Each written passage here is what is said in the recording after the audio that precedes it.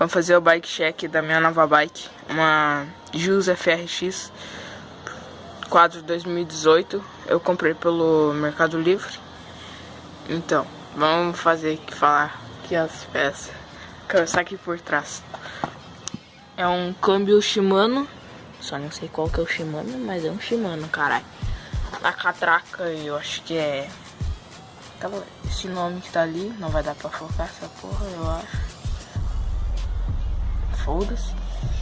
O aro é aro VMAX. Pneu é um Lotus. Não sei onde é que tá escrito ali, mas antes eu vi, é um Lotus.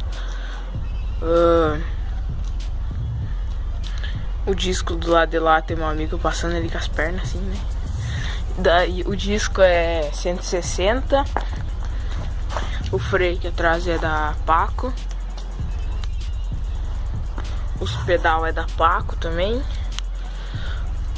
Banco da Gils mesmo. Dá licença. Banco é da Gils. Selim TSW. Canote é da TSW também. O câmbio da frente aqui é um Shimano Tourney TZ. Pé de vela Trust. Deixa eu ver. Tá, acho que aqui já foi. Tá porra. Manete de freio e trocador de marcha da Paco. Essas manoplas aqui eu não sei, mas essa aqui é boa. Aqui também é da Paco.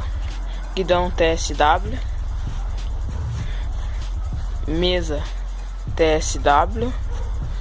Suspensão Mode 100 mm. O disco da frente é 160 também. Aqui é Paco também. Freio, aro VMAX, pneu Lotus também. Tudo nela tá original. E acho que é isso daí, né? E isso daí é o bike check da minha nova bike. Deixa o like e se inscreve no canal pra ajudar nós. Valeu, falou e fui!